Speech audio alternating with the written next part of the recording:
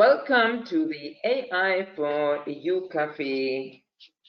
Today we have a live presentation themed Analysis of Gender Bias Studies in Natural Language Processing. We are waiting until everybody joins. As always, it will take some minutes for the audience to arrive. Great that you all come. The speaker today is Marta Costa-Yussa from Universitat Politècnica de Catalunya. Hello, Marta. Hello. Hello. Hello. We are waiting a little bit. See the people arriving. My name is Carmen McWilliams, and I'm the moderator and organizer of this AI for You Cafe. I'm the director of the company Grassroot and partner in this European project AI for You. Please take notice that this session will be recorded. The recording of this session will be available afterwards on our AI for You platform. No confidential information shall be shared in this cafe session. In this cafe, the speakers express their personal view and opinions. This is not necessarily the official AI for You project opinion. And now I change the slide of my presentation. What is the AI for You Cafe about? The cafe is an online forum to gain insights into the European AI scene. Participants get the chance to share knowledge and experiences and meet stakeholders from various areas of AI and research and application. So for you all who are joining today, thank you. And please be aware, this is an interactive session. After the presentation of the speaker, you may ask questions. There is on the right side a panel. You can, under questions, type in your questions, and I will read them after the presentation to the speaker. As well as you can raise your hand. There's a hand button function you may also use. And as I say, first Marta will make a presentation, then it's time for the QA session, which is often very, very interesting. The whole thing will be recorded. And now I shortly introduce Marta. Marta Acosta-Yussa is a Ramon y Cajal researcher at the Universitat Politècnica de Catalunya. She received her PhD from the UPC in 2008. Her research experience is mainly in machine translation. She has worked at the LIMSI/CNRS in Paris, at the Barcelona Media Innovation Center, at the Universidad de Sao Paulo, and at the Institute for Infocom Research in Singapore, then in the Institute Politécnico Nacional Mexico, and the University of Edinburgh. Wow, you came around. She has participated in 18 European and Spanish national projects. She has organized 10 workshops in top venues and published more than 100 papers. She regularly cooperates with companies as a scientific consultant. Currently, she is leading the Spanish project called AMALEU. She has received 2 Google Faculty Research Awards in 2018 and 2019. Now, once again, I want to welcome you, Marta. Thank you for joining us. Great that you're here. Hello. Thank you, Carmen. Thank you for inviting me. Yes, thank you for joining us. And now I will give you the moderator role, and you can start with your presentation. It will take a moment, 1 moment. I will now change the moderator, Marta. Yes, now you are the moderator. And in her presentation, Marta is going to overview the research and challenges that are currently emerging towards fairer natural language processing in terms of gender. So Marta, the stage is yours. Thank you, Carmen. As I said, thank you for inviting me. It's a pleasure to be here. And well, now change. Okay. It works. Great. So let me start with this logic riddle that you might have heard about. A man and his son are in a terrible accident and are rushed to the hospital in critical care, okay? And the doctor looks at the boy and exclaims, I can't operate on this boy. He's my son. How can this be? Okay, this is the man and his son, and at the same time, the doctor says that the boy is his son. Well, the thing is that we have this association that doctors are males, and the answer is that the mother was the doctor, no? But most of us, if we didn't know the riddle, probably wouldn't have thought about the right answer, no? Because we have these kind of associations that are part of our culture, our biases, and how are we educated, no? And this profession bias that we have, that we associate programmers to males and females to teachers, it's just one part, a small part of our unconscious bias. Unconscious bias comes in many flavors, no? We have seen the professions, but there are other stereotypes that we have, like diet is associated to females and heroes are associated to males. Also, as part of this unconscious bias, we have this out-of-group homogeneity, so thinking that people that is different from us look quite similar. Then we encode all these biases in our written data, and even when we write, we still increase our biases, no? So we humans inherit and perpetuate biases in general, in our written reports, in our communication, in everything. So are automatic systems the solutions? Because they do not, theoretically, they shouldn't have these biases because they are machines, no? So natural language processing, you know that focuses on how to program computers to process and analyze natural language.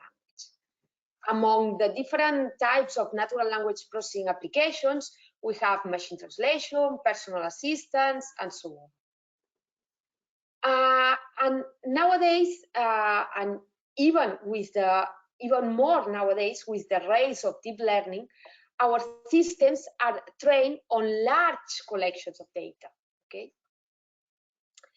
And as we have seen, this data is biased because we are producing this data and we are writing this data, and it comes with our biases.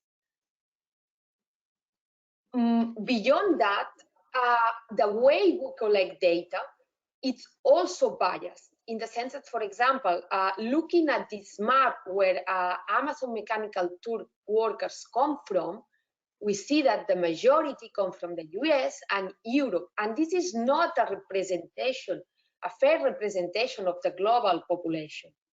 So we have bias in the data, bias in how we collect this data, and we have also another type of bias in our systems, that it's in how we annotate our data. So for example, here we have a task where we have to define is a coreference task, okay, and we tell the annotator to relate the pronoun with the corresponding noun. So here is where our biases come from, and her in the first sentence is associated to secretary because of the association of professions that we have. And in the second sentence, his is associated to physician because we relate that males are more associated to physician and females are more associated to secretaries. So to sum up, we have bias in our data, bias in collection, and bias in annotation. And all these affects our systems, affects our models, and then we have to interpret these models. For example, how we interpret the output of this model. If we look for images that refers to housekeeper, we get most of them show women on the photo. And our interpretation is that all housekeepers are female. This is a biased interpretation. So what we have is that human data perpetuates human bias, natural language processing learns from human data, and the result is a bias loop. So, okay, the question that I asked at the very beginning is that if our bias can be solved by our machines because they do not inherit this bias. Yes, the answer is, I mean, basically they inherit our biases. So now the question is, or how, the discussion comes on how to mitigate gender bias in natural language processing, and that's going to be the rest of my talk. In how to mitigate the gender bias in natural language processing, we have three different options. No? First, we need to properly evaluate the bias in our natural language processing systems to be capable of measuring if we are mitigating or not.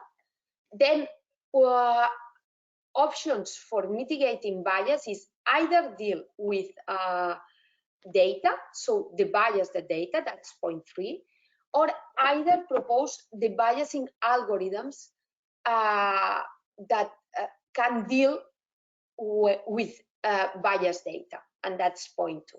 Let's go step by step. So how we can properly evaluate gender bias in contextual word embeddings. That, okay, let me introduce what word embeddings are that I'm sure that the audience might be familiar with, but word embeddings is nothing else than the transformation of words into a vector representation. Okay, and we do that by extracting knowledge from the distribution of words. So words are more similar in this vector space if they appear in a similar context. One step beyond words embeddings are the contextual words embeddings, okay, that they have one vector representation different for the same word depending on the sentence that this word is appearing. So for example, here in the case, Mary and Joanna play basketball in a wonderful, this play has a different vector representation than in the second sentence where play means a different thing. John is the protagonist in this year's school play. So these two plays, even if they are the same word, they will have different vector representations depending on the sentence that they are appearing. There are different approaches for contextual words embeddings. Here we have a few, and we are using particularly the ELMO approach to evaluate the biases in contextual words embeddings, because ELMO provides vector representations at the level of word, whereas other contextual word embeddings provide by word pieces or subwords. Okay. Going back to what to the bias in words embeddings, so it has been proven in the literature that words embeddings encode bias. There is this work by Kalistan, okay, that they replicate a spectrum of biases present in words embeddings. So what they find is different type of biases, like morally neutral biases towards insects and flowers. And they find this bias by showing that the representation between concepts ones that you can see here, flowers, buttercup, daisy, lily, are more related to attributes 1. That these flowers are related to pleasant attributes like freedom, health, love, whereas the insects, concepts 2, are related to attributes 2, and caterpillar are related to unpleasant attributes. Okay, these are morally neutral biases. But there are other biases that show biases towards race or gender. It's the case of relating European American names to pleasant attributes and African American names to unpleasant. This is And then finally, we have, there are biases that reflect the distribution of gender with respect to careers or first names, okay? We have male attributes that like male, man, boy, that relate to the math words like math, algebra, geometry, and females are more related to arts words. That's what they show. Now we want to answer the question if contextual word embeddings that are a little bit more complex than word embeddings still exhibit gender, and which are the evaluation techniques that identify these biases. Okay. So we propose 3 experiments to carry out our evaluation. First, detecting the gender space and the direct bias. We're going to see what it is that. Then male and female bias words clustering. Okay, so we want to see if the vector representations cluster into male and females. And finally, if we can do a classification of bias words taking into account only the vector representations. Okay, for this, well, we use pre-trained sets, and we use the English-German news corpus from WMT for our experiments.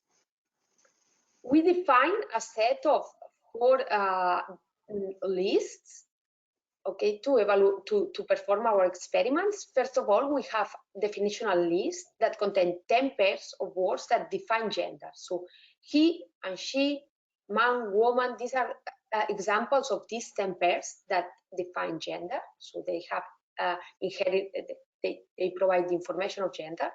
Then we have the bias list, which contains 1,000 words. 500 are female biased and 500 male biased. And here we have words that should be neutral, but they are more associated to males or females because of our bias. So diet, an example would be diet for female. This is one of the 500 female bias words. And hero for male, this is one of the 500 male bias words. Then we have an extended version of this bias list. And finally, we have a professional list of neutral professions, okay, like doctor, accountant, surgeon.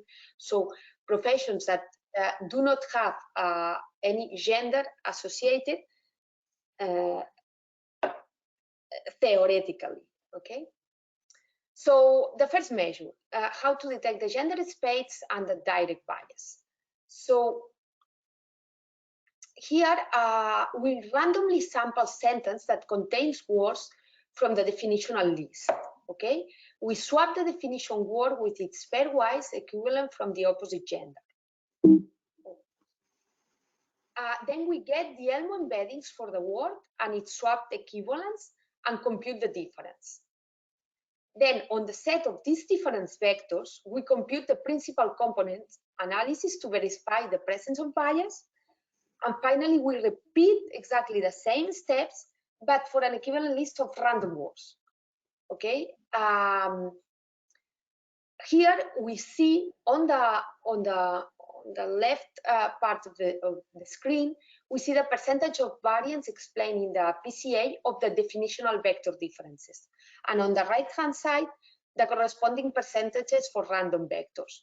And what we see is that in the case of definitional vector differences, there is the first component of the principal component analysis is much higher than the rest of the components. So we assume that this component encodes the gender information.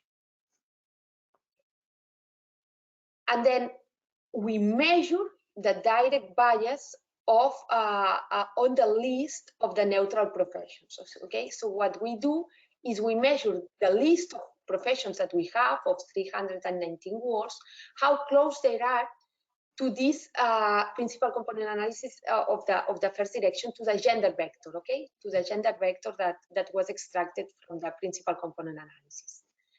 And we see that with standard word embeddings, this direct bias is of 0.08, and in the case of Elmo is 0.03.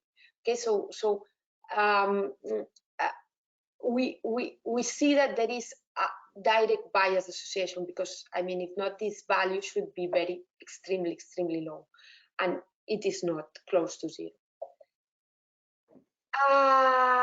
So the second measure is, okay, now we have this list of bias words that are diet for female and hero for male, for example, and we want to, given the contextual word embed, the vector, the contextual word vector, we want to know if we can clusterize this list. And when clusterizing this list, we show that yeah, we can do it with an accuracy of 70%. And here what we see is that the yellow part are female words and the purple are male words. Okay, so here again we see that our vectors, the contextual word vectors, encode some gender information for those words that shouldn't have a gender information, no? Because they are neutral words, but they encode this information.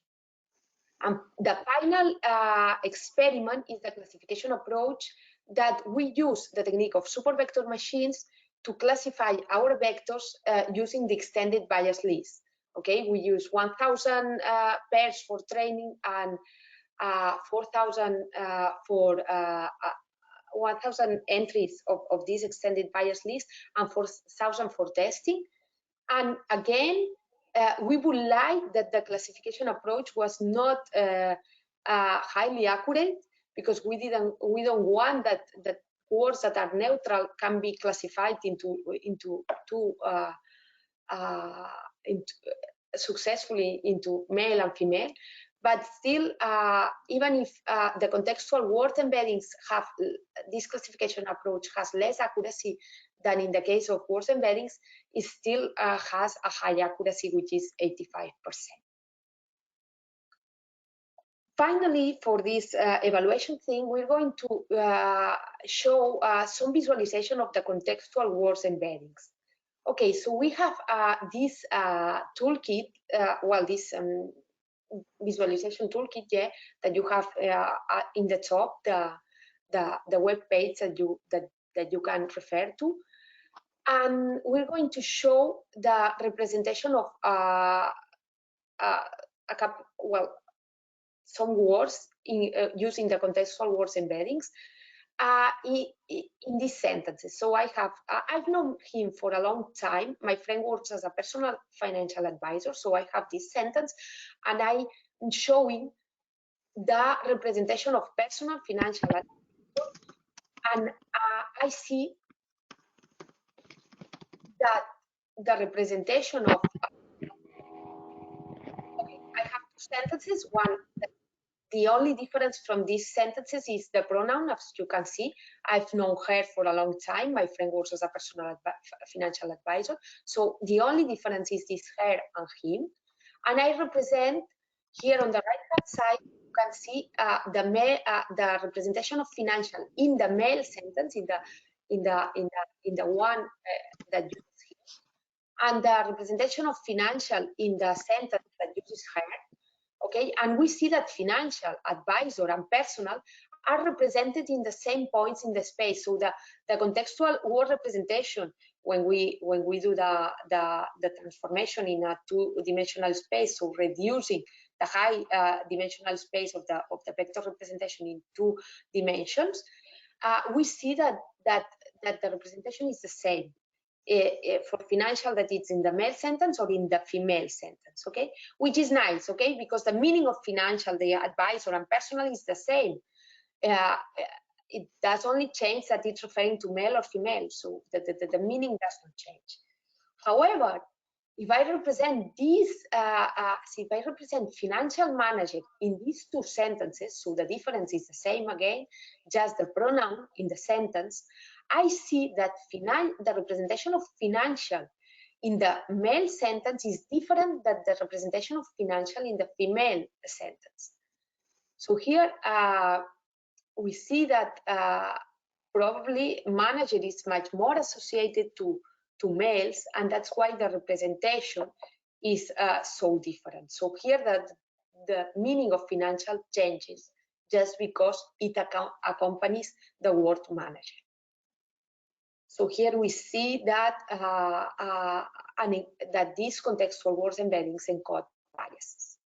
So some conclusions on this evaluation of gender bias in contextual words embeddings are that they mitigate bias when measuring in the following aspects compared to words embeddings, when measuring the gender space and the direct bias, when measuring clustering and classification. However, we see that they still preserve gender bias. Okay, and that's all for the evaluation that I wanted to show. As you see, the evaluation of gender bias is not straightforward. It's like not that we are computing an error rate or something. It's a little bit more complex. Now I'm going to show some of the biasing algorithms that we can use to mitigate the biases in our systems, specifically in the case of machine translation.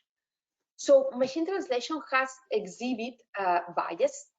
So we have this example on the left that when we use a machine translation system that translates from the English sentence, she's a doctor, into a Turkish sentence, and then back translates from this Turkish sentence into English, we get he is a doctor.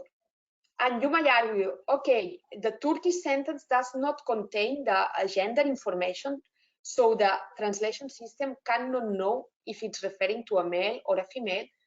But okay, the translation system in this case, you might argue that it does not contain bias. It simply outputs whatever without context information.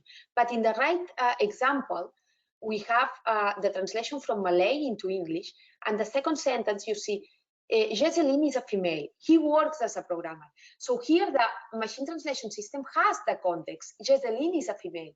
But even if the machine translation system has the context, it still translates he works as a programmer, because we argue that the stereotype that programmers are males is so strong that the system learns to ignore the context that Jesseline is a female. Okay, so yes, machine translation systems exhibit bias. And for this, there have been some proposals, like, for example, okay, in the case that I do not know the gender because the source language does not provide this information, the machine translation system can output the two options, okay, either female or male. Our approach, our proposal goes in a different direction, okay? So using the standard neural machine translation system that is an encoder-decoder based on the transformer, okay? This includes a training of words embeddings, okay? And we propose to use techniques of the bias words embeddings to mitigate the bias in the machine translation systems, okay? So we have seen that the words embeddings are how we represent words into vectors, okay? And these words embeddings, as Calixtan proved, show biases. There have been two proposals in the literature to mitigate this bias, okay? One is the bias after training, that we're going to call the bias words embeddings, that define this, the procedure is the following. They define a gender direction that we have seen using PCA. They define inherently neutral words. So nurse is a neutral word, mother is not a neutral word. And they zero shot the projection of all neutral words on the gender direction and remove the direction from words, okay? So what they do is removing the gender information in neutral words, basically. In the second approach, it's a little bit different, is the bias during training, okay? They train words embeddings using the technique of love.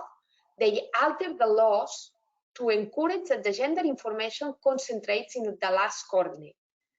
Okay, they use two groups of male and female seed words and encourage words from different groups to differ in the last coordinate. Okay, and they finally ignore the gender information simply by removing the last coordinate. So we use these two techniques in our machine translation system. Here we report the translation quality in terms of BLEU. Okay, BLEU is the measure to evaluate the translation quality of our systems. The higher the BLEU, the better the translation quality. And here what we want to report with this table is that when using the words embeddings, the pre-trained words embeddings, in this case GROP, we are improving our translation quality. And when using the pre-trained words embeddings with the debiased techniques, either the debiased words embeddings or the gender neutral words embeddings, this BLEU does not decrease the baseline system that we have. Okay, so our translation quality is more or less the same. So when applying the debiased technique, we are not losing translation quality. That's what we wanted to show here. And then what we want to evaluate is if these techniques are effective to reduce the gender bias in our machine translation systems. For this, we propose 4 test sets, okay, where to evaluate the accuracy in terms of gender bias in our systems, okay. And we have this test 1 and test 2 that has we are translating from English to Spanish. Sorry, I didn't say that. Our source language is English and our target language is Spanish. And we have this English sentence: I've known her or him for a long time. My friend works as a, and here we have a list of occupations that we downloaded from the US Bureau of Labor Statistics, in particular 1,000 occupations, okay, like accounting clerk, I don't know, doctor, and so on. And then our system has to translate into Spanish. So the system has to disambiguate and translate my friend either as amiga or as amigo, okay? And the context, the system has the context information because it tells that the source sentence is explicitly telling if it's amiga or amigo. By saying I've known her, it should translate into amiga. I've known him, it should translate into amigo, okay? And test 3 and test 4 are similar, just that we are replacing her and him for standard names, Mary and John.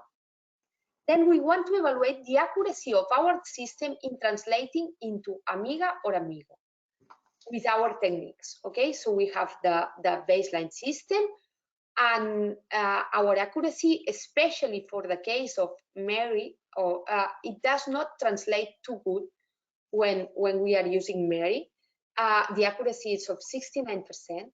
But when using our techniques of, our techniques, the bias techniques integrated in the machine translation system, okay, we see that the bias reaches a 100% accuracy when translating amiga, okay? So we are reducing that bias, okay? So the important conclusions here is that when using equalized words embeddings on a machine translation system, we show similar translation quality. We have seen that we have no drops in BLEU. In fact, they slightly increase compared to the baseline system. And we show that the accuracy, in accuracy terms, we improve the biased gender predictions. The limitations is that we are using the biased words embeddings, okay, and these words embeddings, these biased words embeddings have been shown to still exhibit bias, okay? They mitigate the bias, but they still have bias. And also what we have to note is that we are introducing these words embeddings, but we are retraining them in our system, okay? So we are using them as initial point to train our system, but maybe our system when retraining is still relearning biases, okay? So let's say that we have achieved something, but we have to achieve more. And well, the final point, we have seen how we evaluate gender bias. We have seen how we can propose the biasing algorithms to deal with, to mitigate machine translation biases when learning from from data that it's biased. And finally, I want to show this work that we have done in generating fair data sets. It's more than fair, balanced data sets. Okay. So there are a couple of words that I want to mention in this direction that are not ours. That it's, for example, in the case that we are translating from a less inflected language into a more inflected language, when we have sentences like that, it's referring to the subject. I am happy that, and we are translating into languages like French, Spanish, and so on, it will help a lot to have the information of the speaker, who is speaking, because then we would have this information and I can say, estoy contento if I'm a male, or estoy contenta if the speaker is a female, okay? Then in this work, they have created a multilingual data set that has this information of a speaker. And it shows that experiments with machine translation improves with this knowledge, okay? The translation improved because it has this information of the speaker. Also, there is this study that computes the number of male mentions and female mentions in a collection of description of books. And we see that the number of male mentions is much higher than the number of female mentions. Our work goes in this direction in the sense that we want to create multilingual corpus, okay, to train our machine translation systems that it's balanced in terms of male and female appearances, okay? For this, we use the toolkit laser that basically extracts data from Wikimetrics, okay, and extracts this multilingual corpus that we need. We modify this, we adopt this technique to extract Wikipedia biographies, okay, and extract the same number of Wikipedia biographies of female and females, okay, and we use the documents that we are extracted to contain document information and gender information, okay. The document information, since we are only extracting the sentences that are parallel, sometimes does not keep consistency, in the sense that some documents have some missing sentences, okay.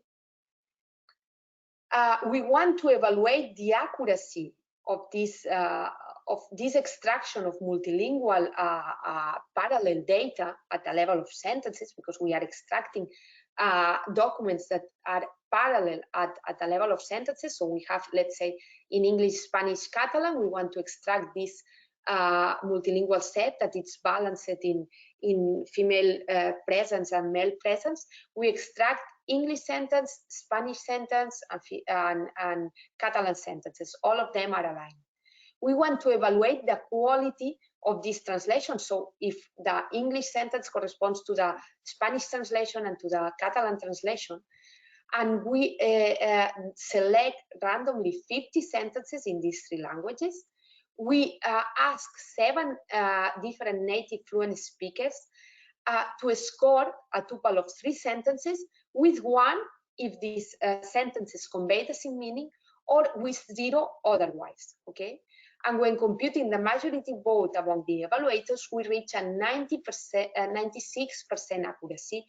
So the automatic corpus that we are extracting is, we can say, of high quality, okay? It really provides a multilingual parallel corpus at the level of sentences, okay?